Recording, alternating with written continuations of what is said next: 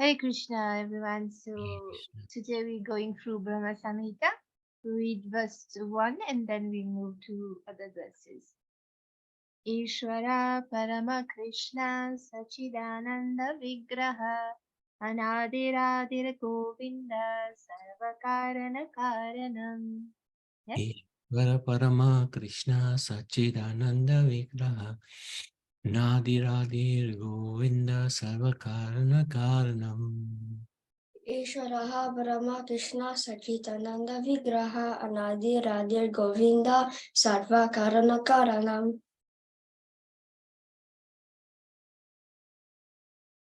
Sitaram Prabhu.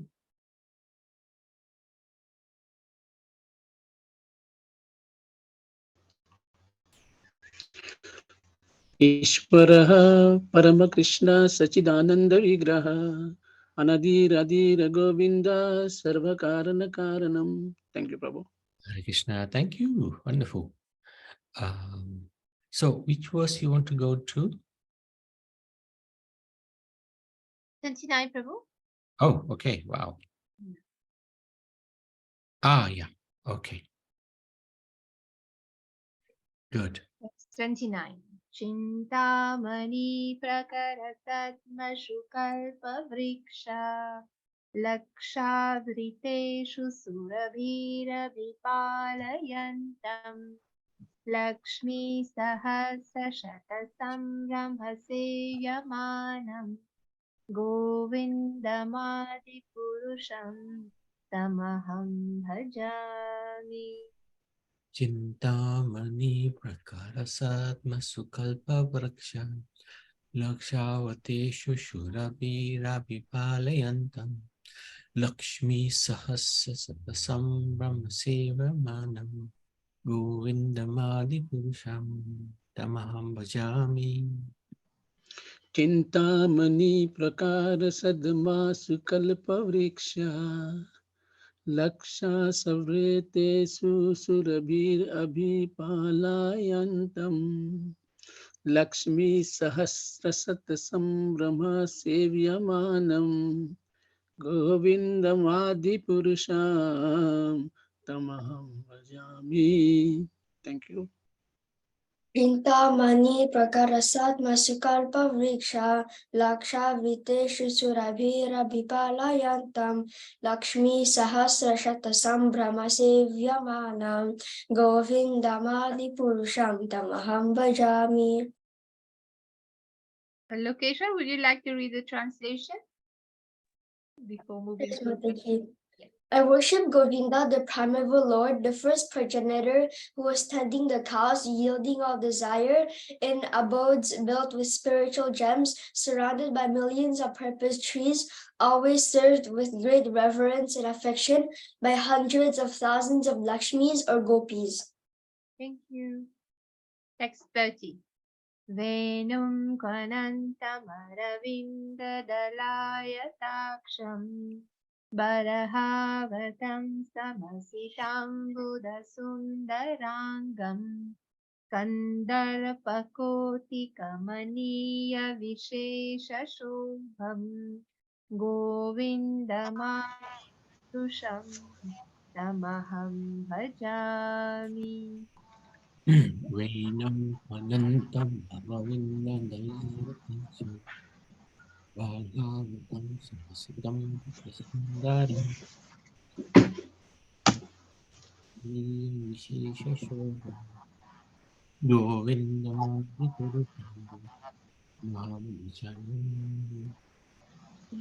Venum Kwanantamaravindalayataksam Barhavatam Sam Asitam Buddha Sundarangam Kandar Pakoti Kamani Avsesa Sobham Govindamadi Purusham Tamaham Bhajami. Hare Krishna. Venum Ganantamaravinda Dalayataksam Ravata Samasitam Buddha Sudarangam Kandar Pakoti Kamaniya Vishesha Shobham Govindamadi Purusham Tamaham Bhajami. Saram Prabhu, would you like to read the translation?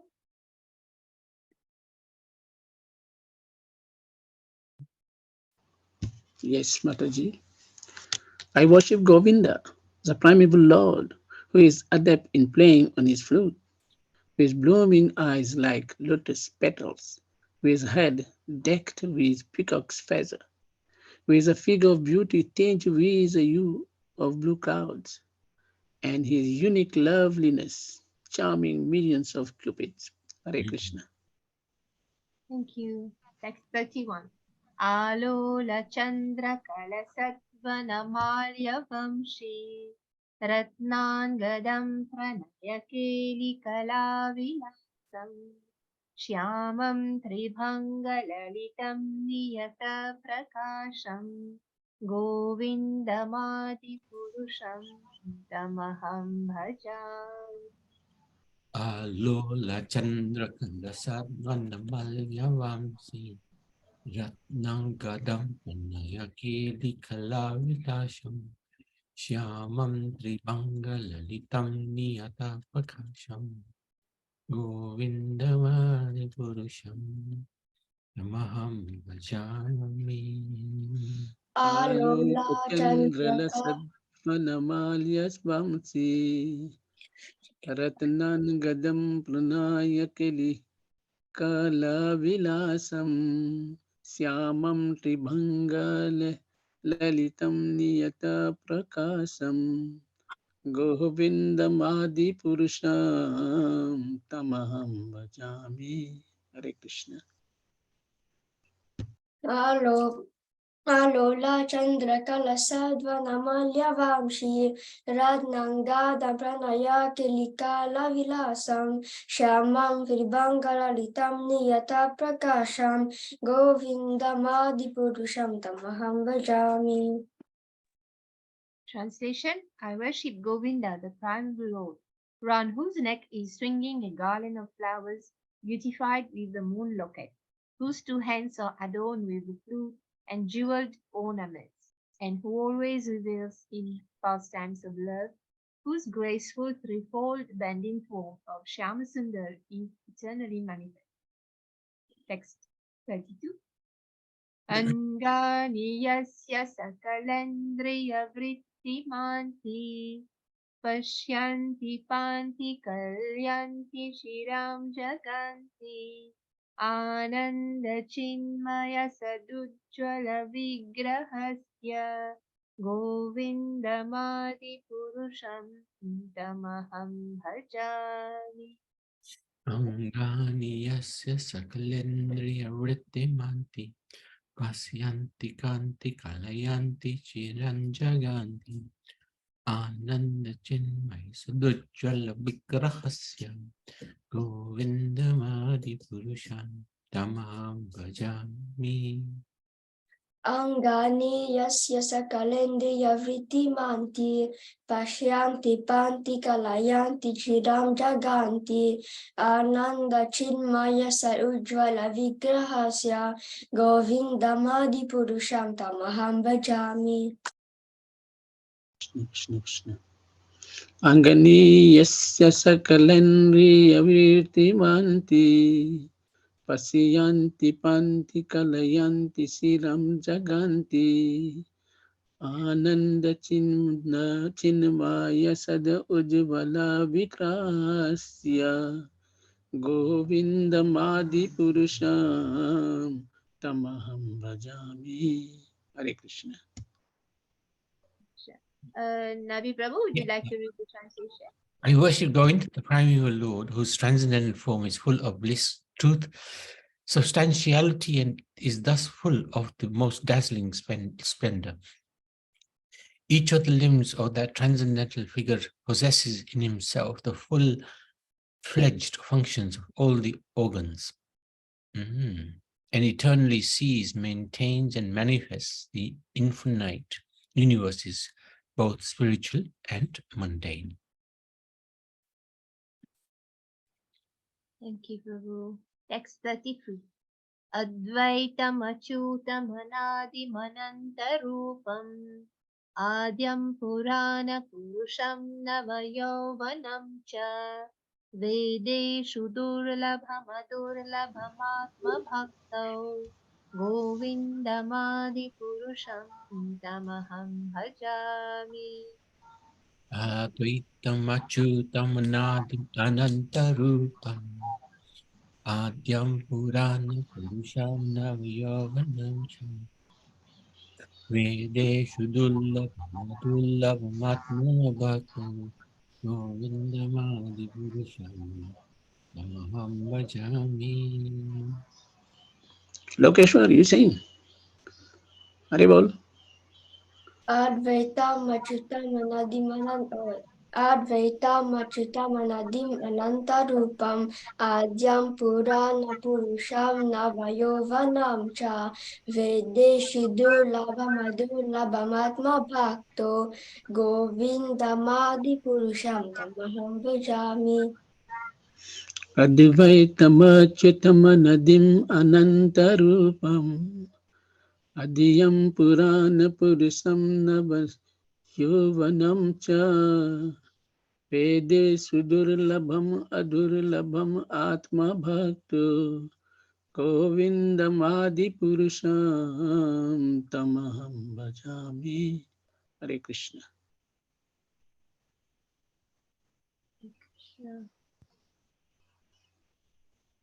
Hello, Keshav, would you like to read the translation? Yes, Mataji.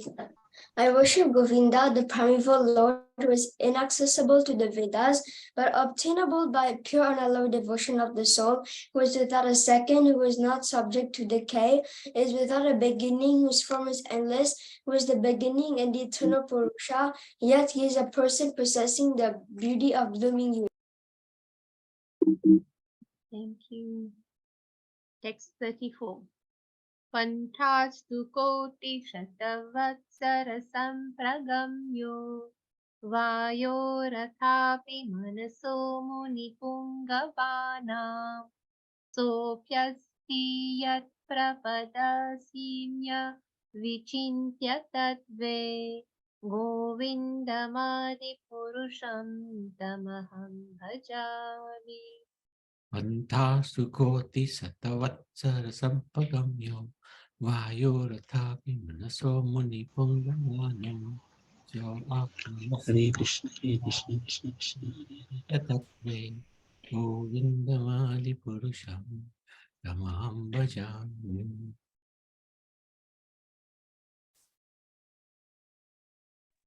Pantastu koti shatavatsara sampragamyo Vayorathapi manaso munipungavanam Sopi astiyat papadasim li avinchatatve Govindamadi purusham tamaham bhajami.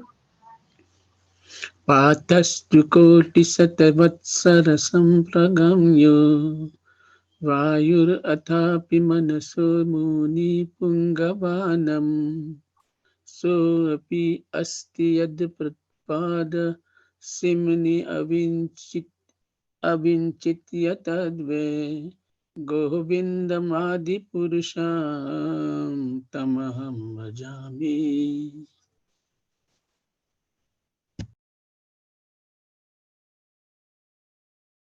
Can you read the translation, Sitaram Prabhu?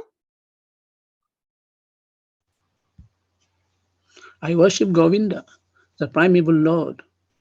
Only the tip of the toe of whose lotus feet is approached by the yogis who aspire after the transcendental and betake themselves to pranayam by drilling the respiration, or by the jnani who try to find out the thousands of millions of years. Hare Krishna. Text 35. Ekopyasau rachayitum jagadanda-kotim Yachaktirasti jagadanda-chayaya-dantaha Andantarastha paramanuchayantarastham Govindamadi purusham tamaham bhajami Eko Rachit Yutum Jagadanda Kotim Yakchakti Yakshaktirasti Jagadandachayadadanta Andantarasta Paramanujayantarastam Govindamadi Purusham Tamam Bhajami. Lokeshwar, sing bhai. Ekopiya surachalitu jagalandakotim yachatirasti jagalandachaya yad ataha andatarastha paramanujantarastham govindamadi purusham tamaham bhajami. एको अपि असुरचयितं जगत् अन्धकोटिं यक्षक्तिरस्त जगत् अन्धचयय यदन्तः अन्धरतरस्था परमानुचय चयन्तरस्तां गोविन्दमादिपुरुषं तमहं भजामि. Hare Krishna.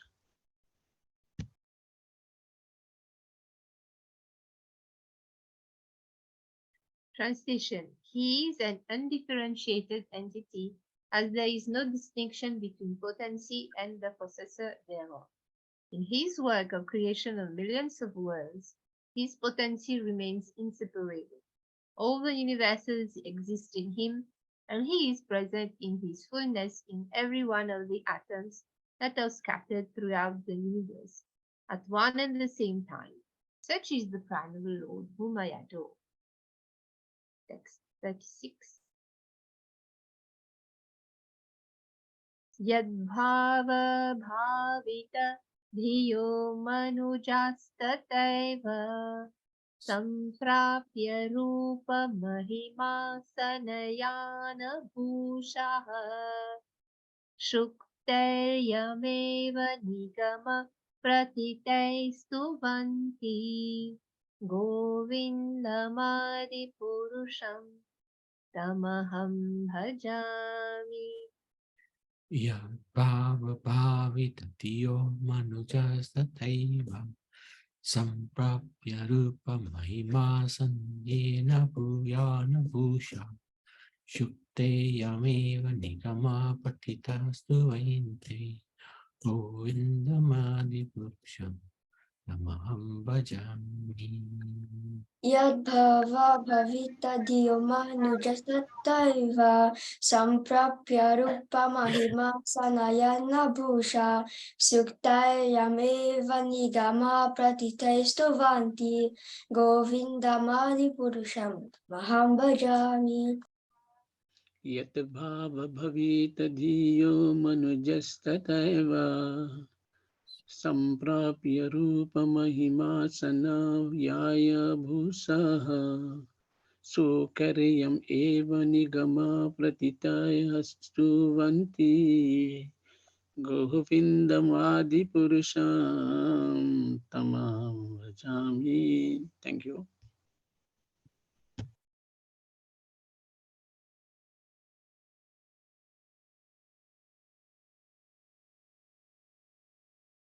Dhananjani, would you read?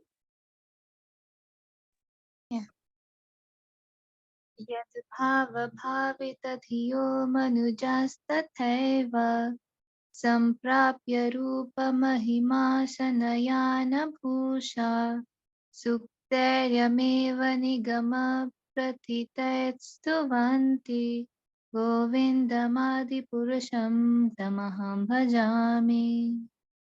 Do you read the translation also?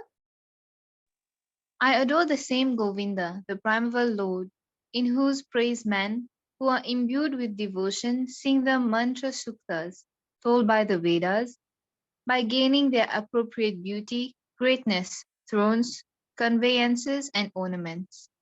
Thank you. Text 37. Ananda chinmaya rasa pratibhavitavis ताभिर्य एव निजरूपतया कलाभिः गोलोक एव निवसत्यखिलात्मभूतो गोविन्दमादिपुरुषं तमहं भजामि. Anand Chinmaya Rasa Pratibhavitavis Daviya Eva Nijarupataya Kalavi Goloka Eva Nivasatya Kilatma Bhuto Govindamadi Purusham Yamaham Bhajami. Ananda Chinmaya Rasa Pratibhavita Abhis Tabhirya Eva Nijarupataya Kalabhi Goloka Eva Nivasati Akhilatma Bhuto Vindamadi Purusham Tamaham Bhajami. आनंद चिन्मय रस प्रतिभाव रीताभि ताभिर्य एव निज रूपताया का कलाभि गोलोक एव निवसति अकिलत्मा भूतो गोविन्दमादिपुरुषं तमहं भजामि. Thank you.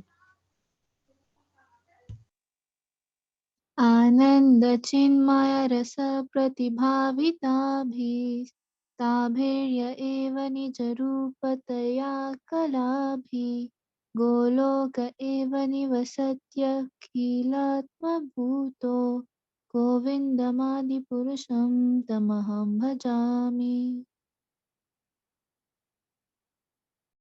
Translation: I worship Govinda, the primary Lord, residing in his own realm, Goloka with Radha, resembling his own spiritual figure, the embodiment of the ecstatic potency possessed of the 64 artistic activities, in the company of her confidants, Sakhis, embodiments of the extensions of her bodily form, permeated and vitalized by his ever blissful spiritual rest. Can we read the purport now, Prabhu? Oh, yes. Is this the one that we started halfway through? Yes, it's so long that we haven't Yeah, completed. yeah. Do you remember where we were at all? We have read the first two paragraphs. Okay. So, first paragraph, Shri Bhaktisiddhanta Saraswati Oh, that's Thakur explained about the 64 arts, and then the other paragraph he explained about how these arts are ever visible in the region of Goloka, but in Mhm. our mundane world it's only partly visible. So in Krishna's pastimes we have them in Gokula, Mathura, and Dwarka. Oh, well done. Good memory. No, I'm reading from my mobile. I see. No, but it's good, a good revision, so we'll stay somewhere. So Mm. the I continue here. Yes, From the conclusions just stated, it is clear that there is no distinction between the visible and non-visible pastimes. The Apostle Jiva Goswami, in his commentary on this slok, as well as in the gloss of Ujjwal Nilamani and in Krishna Sandarbha, remarks that the visible pastimes of Krishna are the creation of his chit spiritual potency. Being in conjunction with the reference to mundane function, they exhibit certain features which seem to be true by the influence of the limiting potency Maya. But these cannot exist in the transcendental reality. The destructions of demons, licit paramoship, birth, etc., are examples of his peculiarity. The gopis are the extensions of the ecstatic energy of Krishna, and so are exceptionally his own. How can there be illicit connection in their case?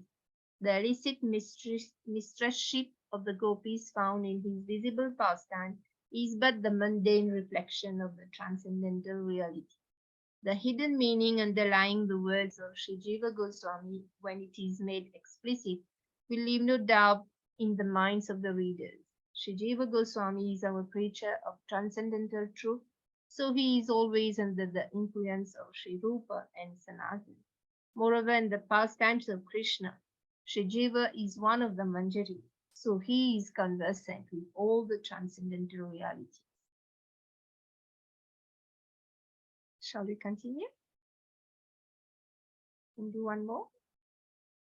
There are some who, being unable to understand the drift of these statements, give meanings of their own invention and indulge in useless controversy. Sri Rupa and Sanatan say that there is no real and essential distinction between the Leelas visible and non-visible.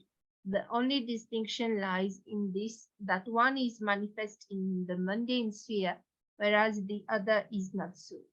In the super mundane manifestation, there is absolute purity in the seer and the seen.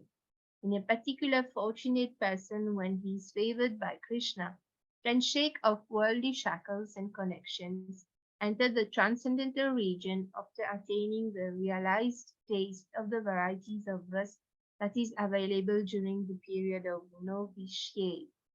Only such a person can have a view and taste of the perfect and absolute pure lila of Goloka. Such receptive natures are rarely to be found. He who exists in the mundane sphere can also realize the taste of Chit Ras. By the grace of Krishna, by being unable to attain the realized state of service. Such a person can have a view of the pastimes of Goloka manifested in the mundane Leela of Gokul. There is certainly a difference between these two classes of eligible seekers of the truth. Until one attains the perfectly transcendental stage, he must be hampered by his lingering limitations in his vision of the pastimes of Goloka. Again, the vision of the transcendental reality varies according to the degree of self-realization. The vision of Goloka must also vary accordingly. Let's see how many more paragraphs there are. Mm. Quite a lot. Oh, Wow. it's And very, these are not easy purports. I mean, yeah, he's explaining about the some people say this lusty relationship Krishna has with the gopis, but he's saying, hey, the gopis are non-different from Krishna. They're one and the same, they're his own. So the seer and the seen, two words I've remembered now. The Hmm, difference is our mundane eyes, material eyes, how we are seeing it and how, yeah. good point. So we will continue from here next time. Huh? Okay, I note it down. Yes, please. I'm gonna remember. Very good. Well done. Thank you. Thank you. Okay. Shri Brahma Samhita ki jai. Yay. Very good. So